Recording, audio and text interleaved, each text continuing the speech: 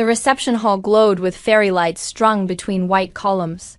Champagne flowed freely as guests mingled and the band played soft jazz in the corner. My wedding day had been everything I'd dreamed of, and it was about to get even better. Patricia, my new mother-in-law, sat beside me at the head table. She wore an elegant navy dress and her signature warm smile. Across from us sat my parents and my sister Lauren, positioned exactly where I'd requested them. "Emma," Patricia said, her voice carrying easily over the music. "I've been meaning to ask. Are you excited for the Bali honeymoon package we arranged? 3 weeks at that private resort in Ubud. I know you've always wanted to go." The reaction was instantaneous. My sister Lauren, who'd been loudly describing her upcoming girls' trip to Miami for the past 20 minutes, stopped mid-sentence. Her mouth opened, then closed. Her champagne glass hovered in the air, forgotten. My mother's fork clattered against her plate. The carefully applied smile she'd worn all day vanished. Her eyes, heavy with the makeup she'd spent hours perfecting, went wide with shock. My father's jaw tightened. His knuckles went white around his water glass. "What honeymoon?" my mother whispered, her voice barely audible. I set down my champagne flute with deliberate calm and met her gaze. 26 years of practice had taught me exactly how to look at her, composed, neutral, revealing nothing. Patricia continued as though she hadn't heard the question. "David and I wanted to make sure you two had the trip of a lifetime. The resort is absolutely stunning. Private villa, infinity pool, daily spa treatments, guided tours of the rice terraces. We booked everything. When did you book this?" my mother asked, louder now. Her heavy floral perfume seemed to intensify, that suffocating scent I'd grown up breathing. 2 months ago, Patricia said pleasantly. Emma came to our house for tea, and we planned the whole thing together. She showed us pictures of the places she'd always dreamed of visiting. We were happy to make those dreams come true. My sister found her voice. "Hold on, you're going to Bali for 3 weeks. Since when?" "Since Patricia and David offered to send us," I said evenly. "Michael and I leave on Monday." Michael, my new husband, squeezed my hand under the table. We'd rehearsed this moment. We'd known exactly when it would come. 3 weeks in Bali must cost a fortune, my father said. His voice had that edge I recognized. The one that meant he was calculating numbers in his head. "We were happy to do it," David, my father-in-law, chimed in from Patricia's other side. "Emma's been working so hard. She deserves a proper honeymoon." "You never mentioned any of this," my mother said to me. Her hand trembled slightly as she reached for her wine glass. "You never asked about our honeymoon plans," I replied. The silence at our table was deafening. Around us, the reception continued. My cousin laughed at something. The band transitioned to another song. But at the head table, my family sat frozen. Patricia wasn't finished. We also arranged for a private cooking class with a local chef, and there's a sunset dinner cruise. "Oh, and Emma, I confirmed the couple's massage at that spa you liked, the one overlooking the jungle." "A cooking class?" Lauren said. Her voice had gone sharp. "You're getting cooking classes in Bali? Traditional Balinese cuisine," I said. "I've always wanted to learn." "We didn't even know you were interested in cooking," my mother said. "There's a lot you don't know about me." My father leaned forward. "This is very generous of you both, but surely we should have been consulted." "We're her parents." David's expression remained pleasant, but his voice cooled slightly. "Emma is a 26-year-old woman." I didn't realize she needed her parents' permission to accept a wedding gift. The rebuke was gentle but unmistakable. My mother's face flushed beneath her foundation. "That's not what he meant. We just think it's strange that Emma didn't mention such an elaborate trip." "Why would I mention it?" I asked. "When I tried to talk about our honeymoon plans last month, you changed the subject to Lauren's Miami trip." "That's not true," Lauren protested. "It is true. At Sunday dinner, I said Michael and I were discussing honeymoon destinations, and you interrupted to show everyone the resort you'd booked in South Beach. Mom and Dad spent the next hour looking at your photos and helping you plan your itinerary." Lauren's face went red. "That's completely different." "I needed help planning, and I didn't need help. I had Patricia and David." My mother set down her wine glass with enough force that the stem nearly cracked. "I can't believe you went behind our backs like this." "I didn't go behind anyone's back," I said calmly. I accepted a generous gift from my in-laws. There's nothing secretive about that. Patricia smiled warmly. Emma has been such a joy to get to know. When she mentioned she'd never been out of the country, David and I knew exactly what we wanted to do for her. You've never been out of the country? My father said. That's not true. We took you to Canada when you were 12. Niagara Falls for 2 days doesn't really count as international travel. I said, it was a nice trip, my mother insisted. It was, I'm grateful for it. But it was also 14 years ago. Lauren jumped back in. So what, now you're too good for family vacations? You need 3 weeks in Bali.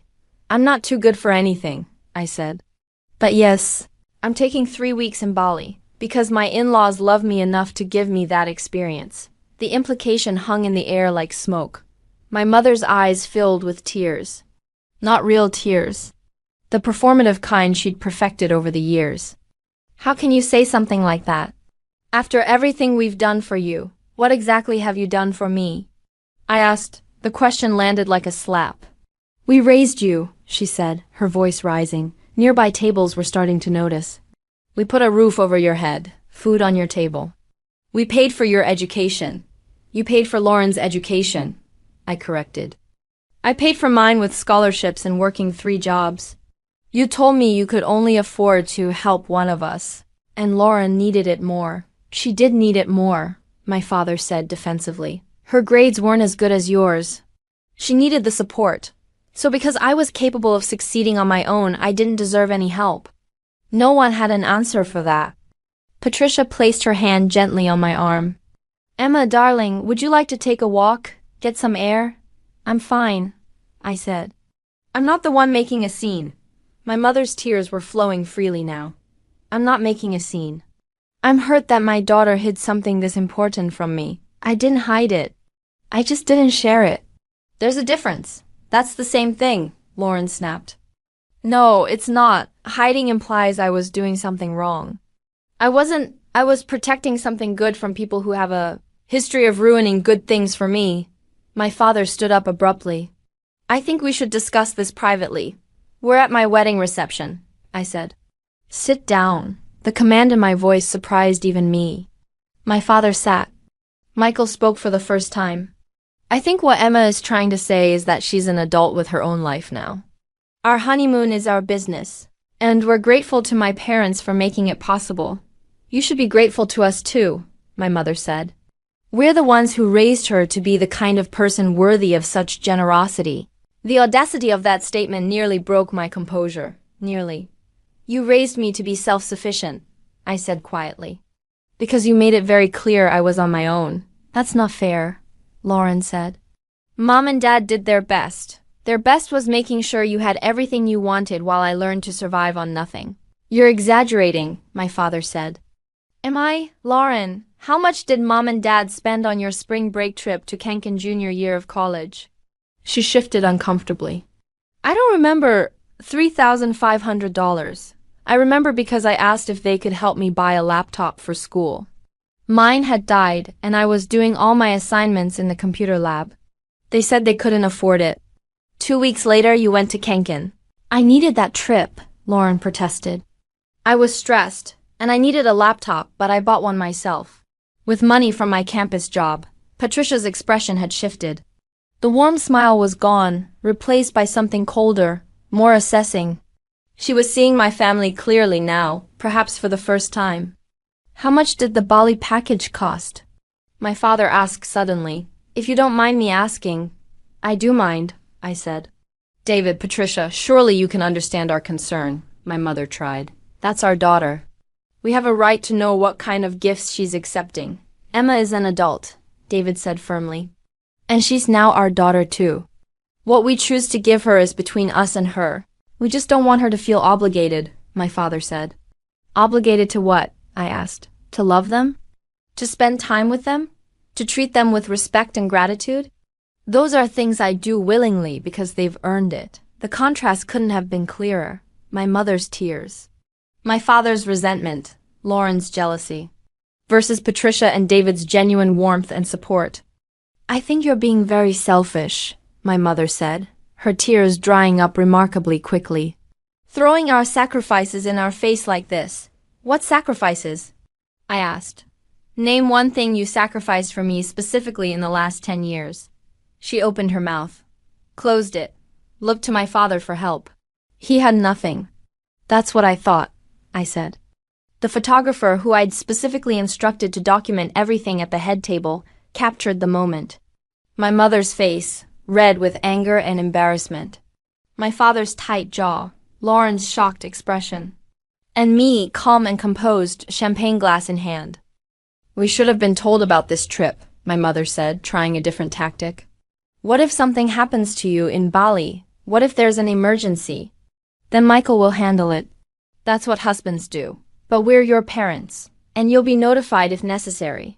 But we're not giving you our hotel information or itinerary. This is our honeymoon, and we're going to enjoy it without worrying about whether you approve. We just want to know you're safe, my father said.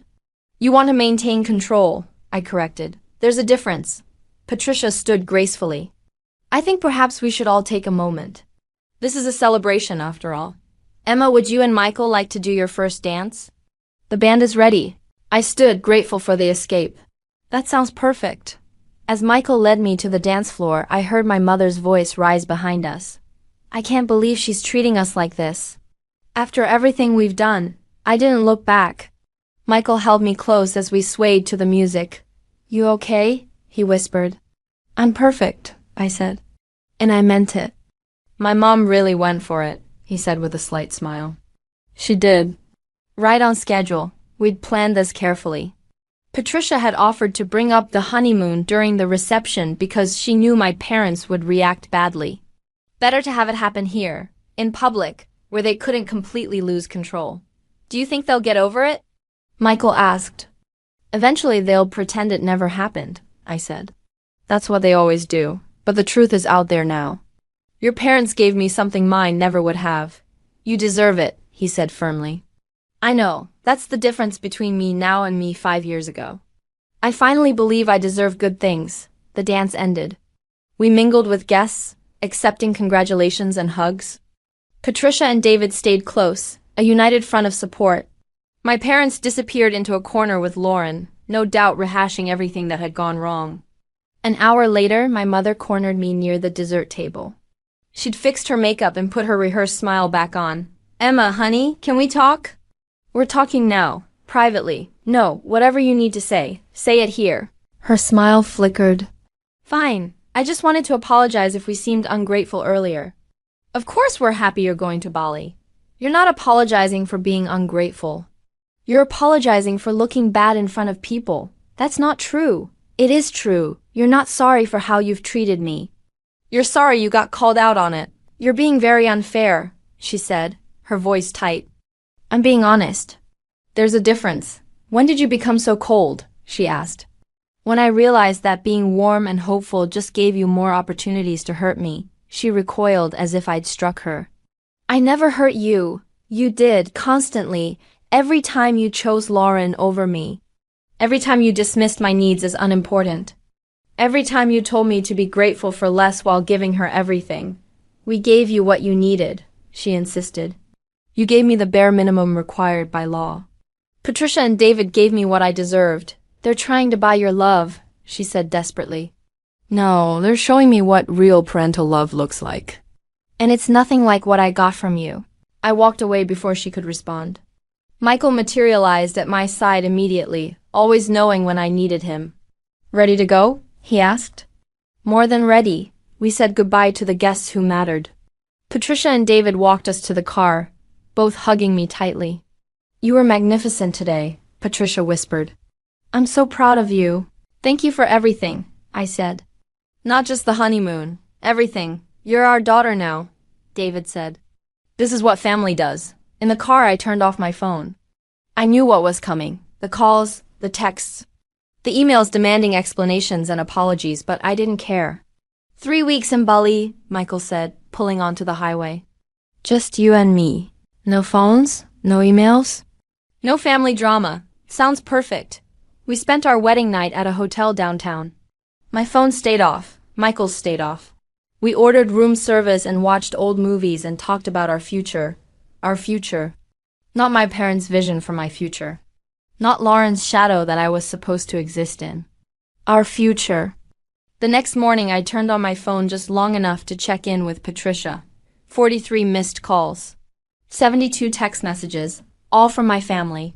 I deleted them all without reading them. We flew to Bali on Monday. The villa was stunning. Private infinity pool overlooking rice terraces. Daily breakfast delivered to our door. Spa treatments that made me feel like royalty. Patricia had thought of everything. Personalized itineraries with options for every day, but no pressure to do anything. Gift certificates to local restaurants. A handwritten note welcoming us to the first adventure of many. Michael and I took cooking classes and learned to make traditional Balinese dishes. We hiked through jungles and swam in waterfalls. We watched sunsets from our private balcony and talked for hours about everything and nothing. I didn't think about my parents. Didn't wonder what they were doing or saying. Didn't feel guilty for the boundaries I'd set.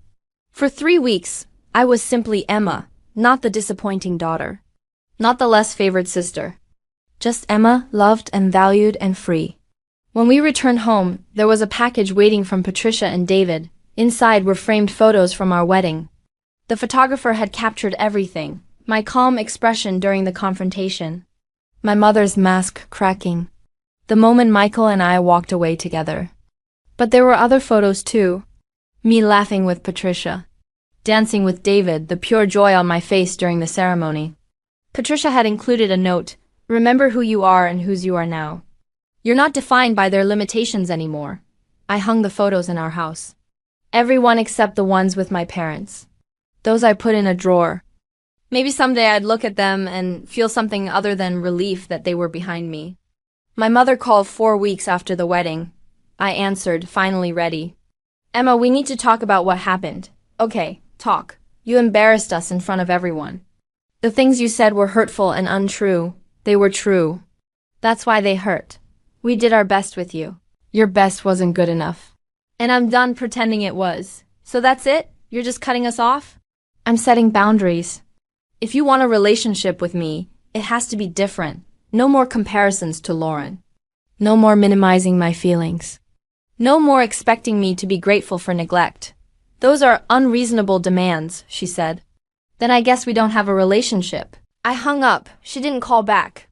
Lauren sent an email 3 months later. She was getting married and wanted me to be her maid of honor.